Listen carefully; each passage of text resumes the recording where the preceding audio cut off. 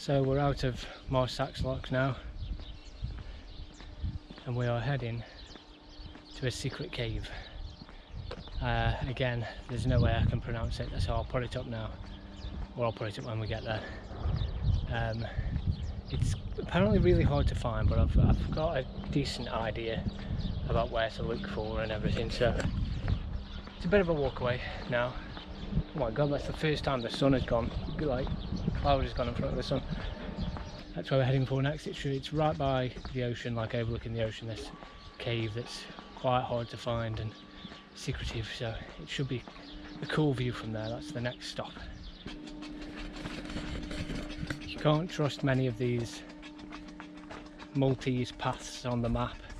There's I was basically going to be walking to the next sort of town, and this was like a short way. It pointed it out as the most convenient way for me on the maps, but no, it leads to a dead end, and the path stops. It's not there, so I've got to go all the way around a longer way now, so that eats up my time. Should still be okay though, but there's no way I could get through. All this is private land, and I mean, the way that was blocked there wasn't even, you couldn't even like just sort of skip through it. It was just like full of nettles and all sorts of stuff. So that's one of the things as well when you're in other countries. The OS maps and maps in general for England are pretty reliable. There's only been a couple of occasions where a path hasn't been there for me. They're really reliable, but when you go overseas, it starts getting a lot more dicey. I've already been a few times where paths have stopped, but they're on the map and they're just not there. So one thing you have to deal with when you're walking in that, it's not always the easiest. So I can understand why people get buses on that. We'll probably go closer to one of the forts now though, so that'll be something if we get to see it. There's a big old fort that we're going to have to walk past. So pros and cons. There's an adorable little kitten here. Don't know if you can see him. Probably a stray, but there's loads of them around. Seen him. Hello. Aren't you beautiful? I'm not going to scare you, don't worry. Hello. You're on Hiking in History. He's just staring me out, and he's so adorable. He, she. I think that's the path I need to go down. There's some girls heading down that way, so that's hopeful. But everywhere around here, just the countryside, is gorgeous on a day like this. So here's the old fort that I wasn't expecting to see, but we had to go the long way around. I don't know today. I'll put the name of it up because I wasn't expecting to have to come this way. So yeah, I think it's one of the ones that the Knights of St. John built, but again I believe now it's just sort of left abandoned. You can't really go inside or anything, but it's just this imposing structure on the coast now. Obviously it must have, back in the day, they must have had knights all posted up there and watching out for, again, the Barbary pirates and other attacking nations. And it would have been repurposed and done the same when the French were here and then the British were here, manned by all different armies. And now unfortunately it's just there. I mean, it's in pretty good nick from the look at it here, but it's a shame there's you can't go inside. It's not a museum or anything. Perhaps it might have been in the past, but now I believe it's just there, a relic. You can just imagine, you know, all the things that have happened in those walls there, all the things that fort has seen. Probably, you know, prisoners being there, executions, all the different armies. Just the amount of stories that are in there that we'll unfortunately not know about, but we can just imagine. There are some people up there, so I don't know if they don't look like security, but there's some people there. It certainly looks well maintained and stuff, so at least there's that. But from my knowledge, not open. It's quite a good side view of it now, just to get the size of it.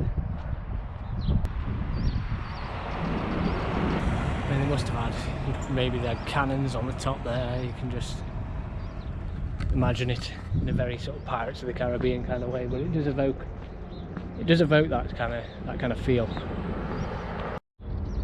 Good view here, but I think there's obviously that bit, but it is also, there's a bit here as well where I think it goes more sort of into the rock. I'm not going to go round because we haven't got time, but you know, huge place, because it looks like there's more of it there as well.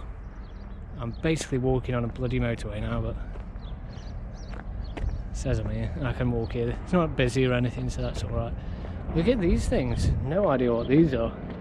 These like circular structures in the water. Obviously big docking over there for imports and all that kind of stuff.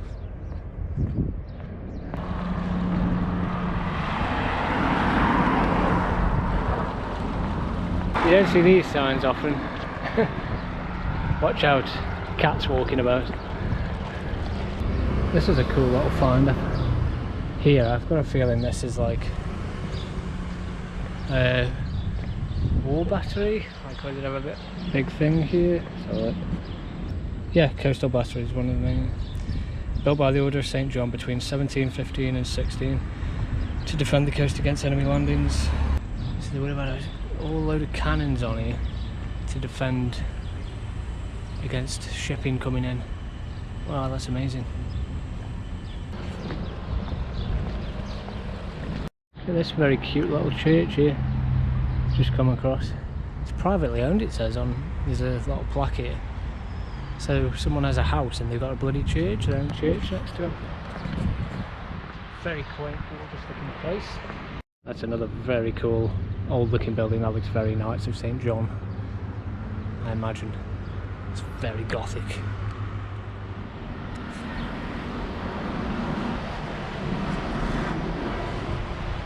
It's another impressive church here, right in the centre of this town.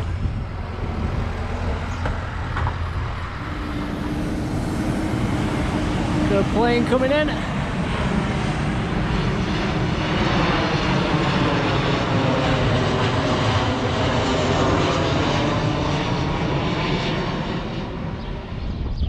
I could be wrong, but I feel like that is the name of it.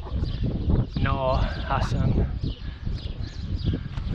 I could be wrong, but I think that's the name of the cave. So I'm on the right track.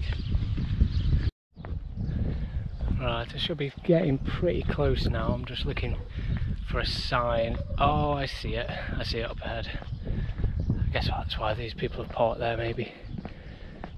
I'm going off a Google review, just someone on the internet, for their directions, because it's a tricky place to find if you were just trying to do the map, because there's no path or anything. Well, this is the sign, which should be down here, but it does say no entry, but it is the way, so I might be breaking some rules here, but screw it. The problem is that people are around, which I didn't think there would be. I'm going to have a look. I'm just going to be quiet because there's people around. Pretty sure that is where the entrance is from the pictures online. There were just some people looking at me from up top. I think they're trying to find the cave as well, luckily, so I don't think they kind of looked a bit touristy. Didn't look like angry locals, so hopefully I'm not going to get kicked out or anything. Oh my god, look at this. More planes coming in. But wow, what a view. This is definitely it. So let's get into it. I've just got to make my way down these rocks safely. Here we are. Secret entrance. Very secretive. It would be very hard to find. To a secret cave down here. Okay. God, that view. Right, let's make our way down. There are definitely people behind me who are looking for this as well. So let's get it in there quick before they disturb us.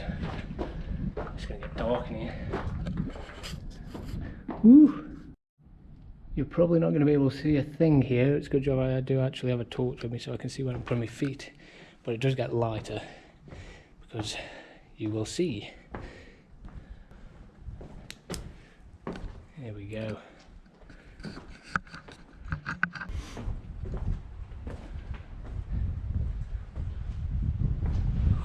Oh, look at that.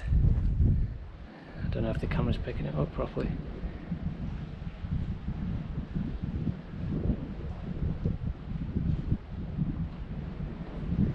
Woo!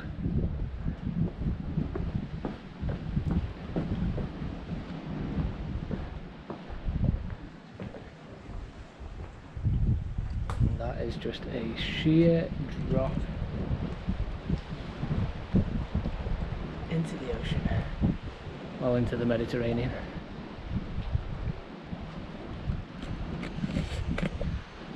We found it. Probably going to be some people behind us. Very soon we make it as well. Wow, what a place. Just imagine like smugglers and pirates and people hanging out here, hiding from authorities and stuff. People probably had campfires here just with this view looking out. Amazing.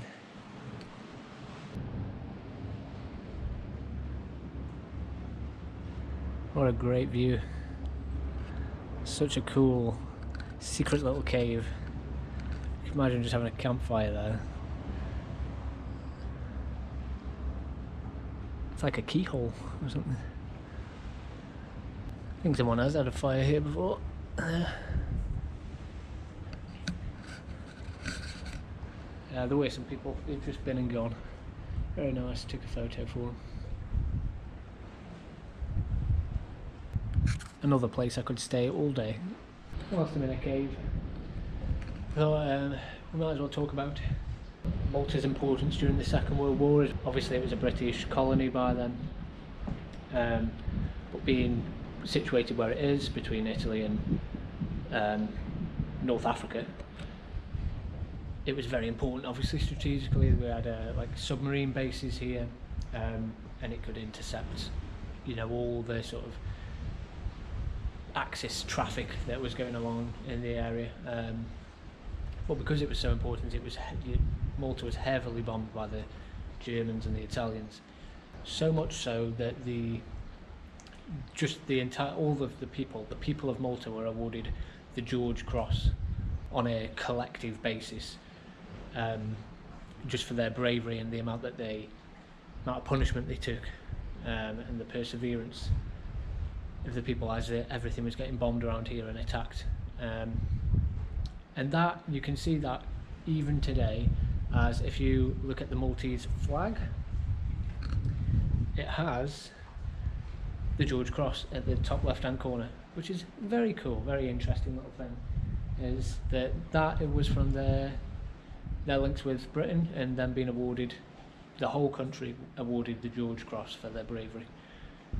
This would have been a good place to hide out if a German air raid was coming.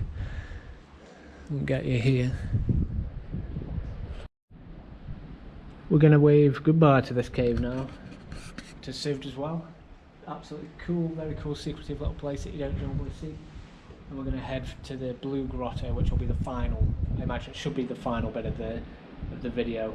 I don't think I'm going to be able to do anything after, because I've still got a bit of a walk, quite a big walk to the Blue Grotto, and I've got about 2.5 hours of light left, so I should get there in that amount of time, and we'll be able to end the video at the Blue Grotto, which is a gorgeous area, coastal area. So let's go.